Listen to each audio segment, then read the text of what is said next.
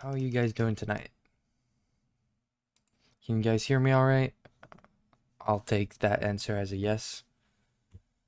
Awesome. Awesome. So, Friday night, of course, a little bit more empty. Can't hear me anymore. Is it just Matt that can't hear me at the moment, or can you guys hear me? Oh, yeah, you can hear me. All right.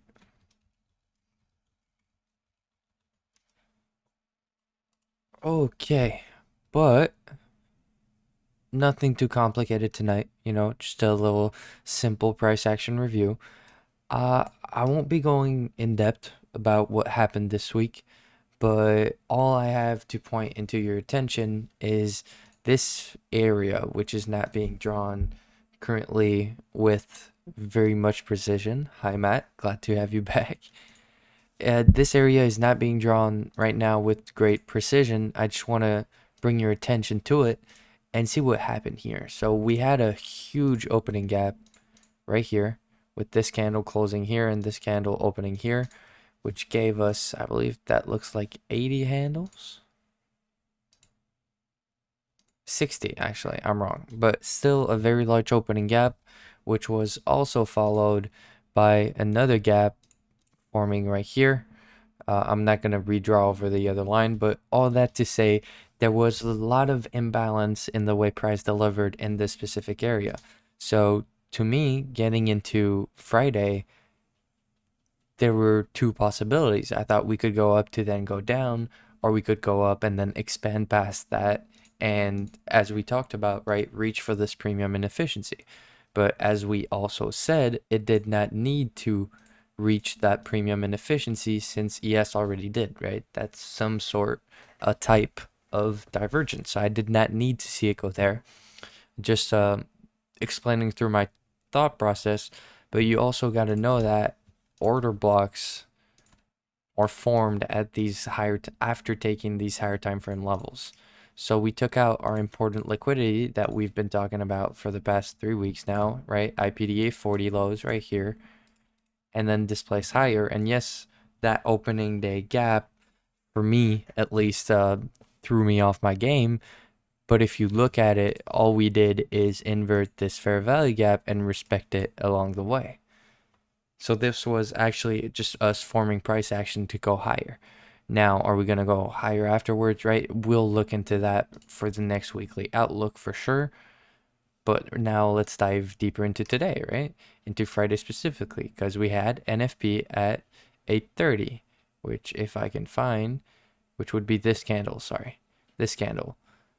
The first thing that comes to mind is, hey, there's a beautiful 4-hour internal to external, and then expansion through to go target these highs, and more specifically, these relative equal highs. So what did we do today? Well, we had a Judas swing, pre-news, and then had an expansion higher, a small retracement, which was a TGIF of our week. Just want to point that out, that this is our current weekly expansion at the time that we put up the high of the morning. I'll be going more in depth about it on the 15-minute chart, but then we had a beautiful 20 to 30% retracement of the weekly expansion. Just wanted to bring you guys' attention to this 4-hour order flow because it was pretty clean. And of course, you did not have 4-hour SMT at this point. You actually had some right here, which we invalidated with this NFP news. So thank God we do not trade before NFP. But as you can see, what did we do? Well, internal to external, and then just kept expanding through it to go target our current buy side liquidity, right? Our higher time frame external range of liquidity of our big range. And once we go down to the hourly chart is where you can truly see how I did that.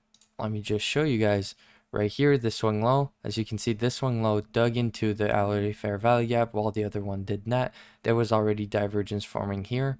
And then you had your 8:30 news, which I'm actually going to dive down into a 5-minute chart to show you guys. We had a large opening gap at this level as well. We were pressed to leave this.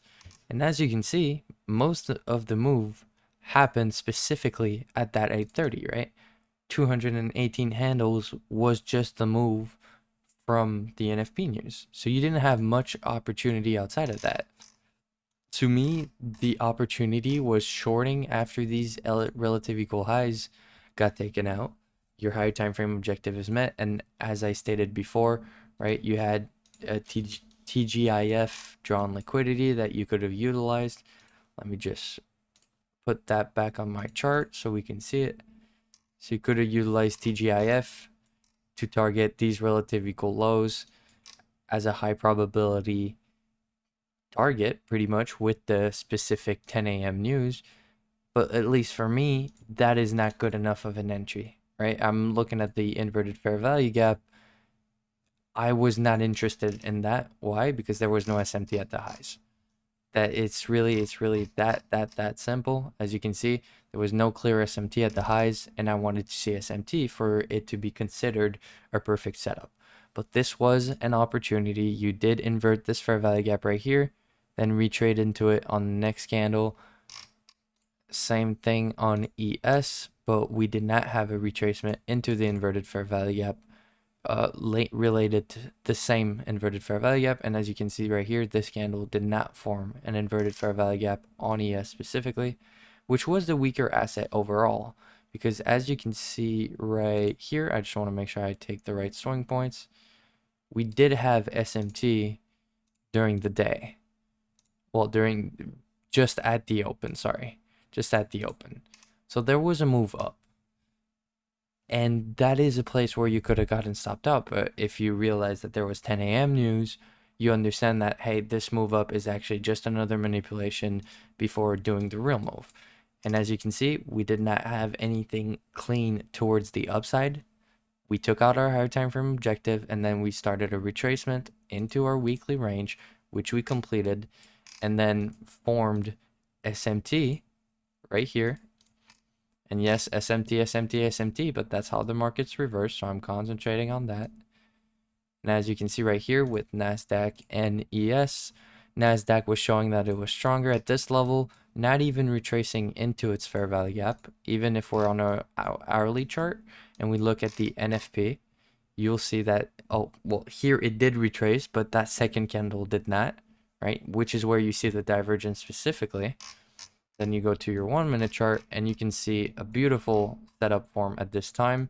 The only issue with that, for me to consider it a perfect setup, I need time to be aligned, and time was all over the place on that specific day. And as you can see, the result was a lot of consolidation before displacing and not even reaching data highs, right? So when time does not align with what price tells you, it's going to consolidate. That's just how it is. Why? Well, very simple. Time is what brings the expansion. Price is what gives you the structure for the expansion.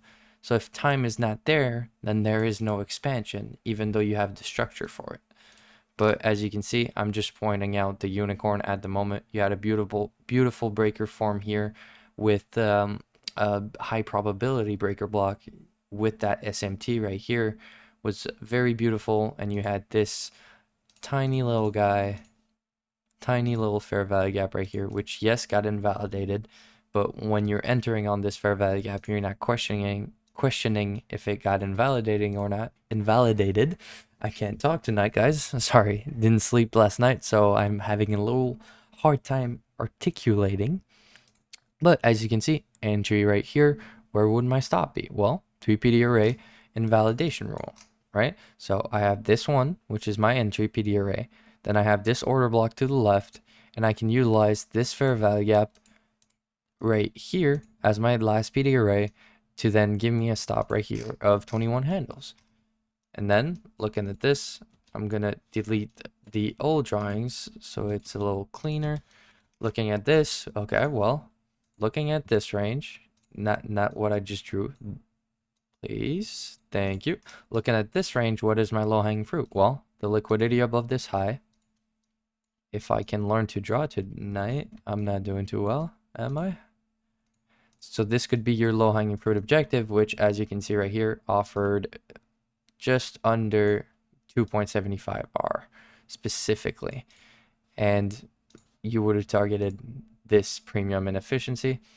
As I stated before though, I like going up to a 5-minute chart when I'm looking at low-hanging fruit objectives, but as you can see, same thing, because I would have still targeted the liquidity within that inefficiency, and with a tight range like that, it can actually get more precise in the 1-minute chart. So just like this, we reach our low-hanging fruit objective beautifully. For myself, I also did trade this setup. I didn't want to talk about it at first because I did not notice that we were starting a retracement. So that was UTGIF, and then I was like, okay, well, now we can start going up. We did have SMT at those levels, as I pointed out before, right?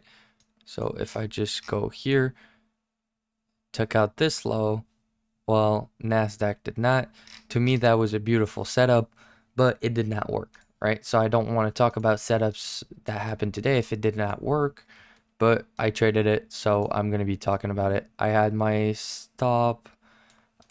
I believe I entered right here. I sent the picture in chat. I have not done my journal, and as I said, I did not sleep yesterday, so I'm a little all over the place.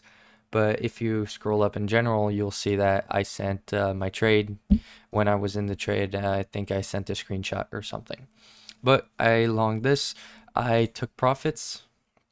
I wanted to take profit here, which was the same low-hanging fruit, right?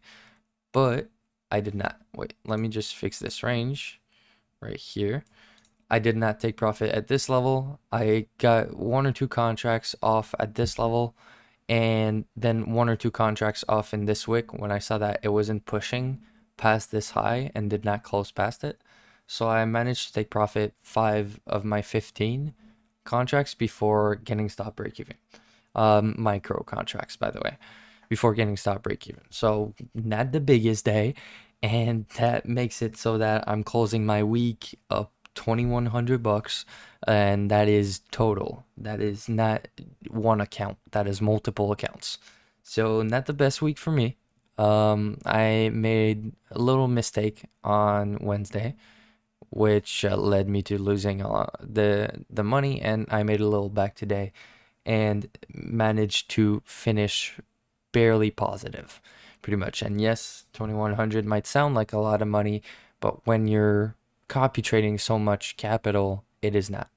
So sorry if that sounds, forgetting the word for it, but sorry if that's not everyone's happy with what I just said, I guess. But on that note, I'm just gonna show you guys. To me, the afternoon there were no opportunities.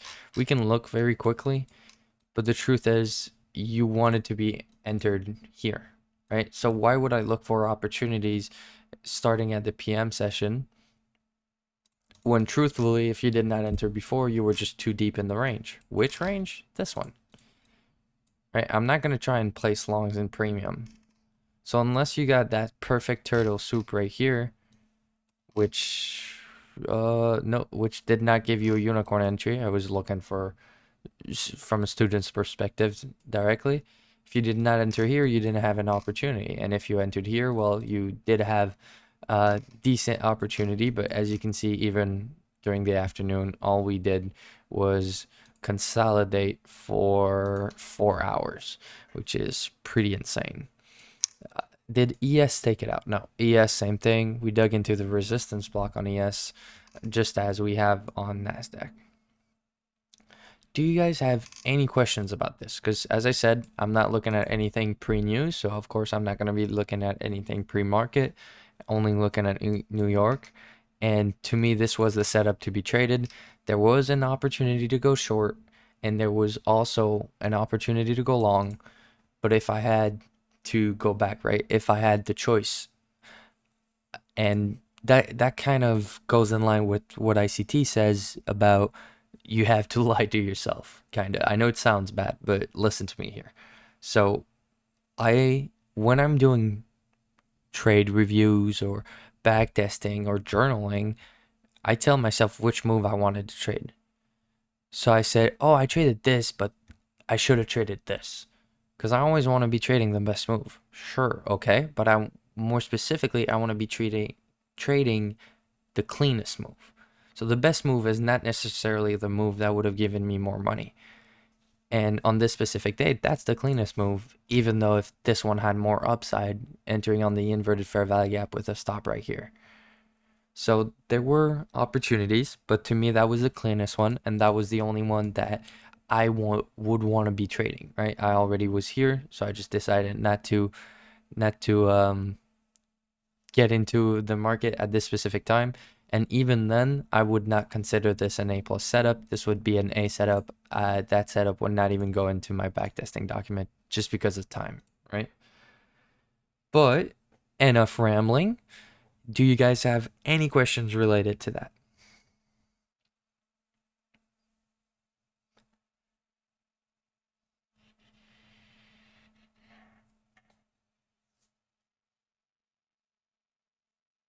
Show us IPDA. What do you mean by that, Joe? What is IPDA for you? Yeah, well, you told me you traded the PM. I just looked at this. I was like, well, I don't need to ask you what the result was. It was either break even or small loss, or you trigger discipline.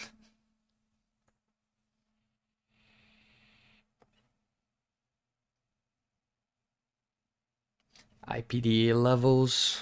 I want the specifics because do you know, Cho? Do you know what IPDA means? Let's start with that. IPDA is what's the word for it? Not an abbreviation, but each letter stands for a full word, right? I'm sorry, I'm forgetting the word right now, but that. Do you know what it stands for? I'm not gonna flame you if you don't. I'm just wondering.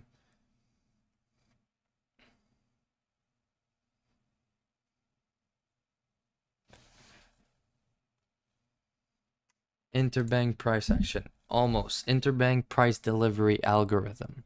So IPDA is the name ICT gave it, whether I'm not gonna get into, oh, is he the one that coded it, blah blah blah. I don't waste my time going into conspiracies like that. But when I am specifically saying IPDA, it's talking about the algorithm. So it's talking about how the market is algorithmically delivered and how we can see levels through that. And there are specific concepts that we utilize. All the concepts I use are based on said algorithm and on more specifically ICT concepts. He is the teacher, he is the creator of most of these concepts that I use. And more specifically, when I say IPDA 40, I'm talking about the 40 IPDA 40 range. So for example, if I just go to a daily chart very quickly and I show you the indicator I have, these are IPDA data ranges. So on a daily chart, this shows me from the point at which I anchor it, which I anchor it at a shift. So when we change, so for example, before we had this price action, my shift was here. We had SMT, that was my shift. And as you can see, ICT teaches that the algorithm will refer to ranges and liquidity first within the 20-day range. So the last 20 days before the shift, the last 40 days before the shift, and the last 60 days before the shift. So it's just about utilizing specific long-term ranges, which honestly, you shouldn't look at until you're profitable because there's no point. I don't use those. Never did. Do I need to know that that's IPDA 40 lows? No. Right? I take this off. I had the same idea. What? I said it, right? It's all in the weekly outlooks if you want the proof, but this was all low resistance. I was expecting a move there and then a reaction from here. If you look at it on a weekly chart, that would be a reaction from this order block and this fair value gap. That's what I was looking for all of these weeks right here where we consolidated. I was just waiting for it to finally expand. So please don't waste your time learning concepts like this. I just had a, I'm currently, well, not currently, but I'm editing the video for the rice trading model that I'm going to be publishing very, very soon. And I just went on a rant, a small rant, because I had to cut it up. But I went on a rant about how traders are unable to work towards profitability. There's always that new thing, there's always that new shiny thing. And yeah, that's cliche, but cliches are true. You just gotta lock in on certain things that are more important than others. My first strategy was looking at a ICT pattern at a specific time every day. So I was in front of my chart at this specific time. If that happened, I'm placing a trade in that direction. No bias, no nothing. And that's how I got profitable. This September 2023. That is how I traded for the whole month.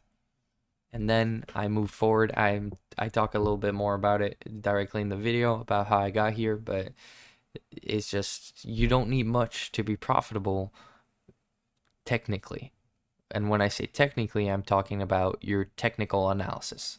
I'm not talking about technically figuratively. I'm talking about your technicals in your chart. You really don't need much understanding. You just need a lot of fucking discipline. Yep. That is a big thing too, Cho. Analysis paralysis. It's just spending too much time looking at too many different concepts. Just if that happens to you, just go back to my weekly outlooks. All right?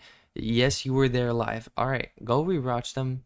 Put them in ×2, right? ×3 even. You don't care what I'm saying. Just look at which concepts I utilize. And as I said, don't listen to me. Just look. Look at my charts and look how I predict price. And you've seen my accuracy. Hopefully you were listening while being here during all these weekly outlooks. I have such accuracy with utilizing very simple concepts. SMT, which I believe I taught you last week. I hope you studied a little bit. Well, SMT, premium and discount, inefficiencies, and just the understanding of how higher time frame order flow works. And yes, of course, there's a lot more that you can add to it, like specific times, specific months. Where are we in the month? Where are we in the year? Where are we in the week? There's a bunch of stuff that goes into it, 100%. But you don't need to know all of that. You can have very simple bias strategy that gives you 60 to 70% win rate on your bias. So just you're right 60 to 70% of the time. And then out of that 60 to 70%, if at least 1 out of 2 times you can hit a successful trade idea, or even 1 out of 3 times, you can be profitable. Because a higher time frame move, when you're predicting your bias, for example, for a week, you can lose 2 or 3 trades during that week and just get 1 right. It's kind of like this week. So for example, this week, my idea was that we're going lower, right? So I was looking for a retracement higher before displacing lower. What did we do early during the week? Okay, well, we retraced higher. That was enough for me. And then we displaced lower. Well, that was an idea. I could have traded this. I misexecuted. That's on me this week. But I thought we were going to go lower towards these prices, but I still could have made money because I would have been right up until Thursday. So I would have been right up until Thursday, meaning even when you're wrong, you can be right. And if I get this winning trade, no matter what happens in a week, I should finish positive. If not, it's because I made an execution mistake. Make sense? Awesome. Awesome. All right. Well, I'm not going to lie to you guys. I am very tired. So I'm going to leave you guys to it and just leave it at that for tonight. My pleasure, Joe. My pleasure. Thanks for being here on a Friday night like this. I'm always going to be here, though. Good night. All right. Well, you guys have a good night, too. I'm going to go to bed very soon. I need some sleep. Have a good one, guys. We'll talk more on Sunday. See ya.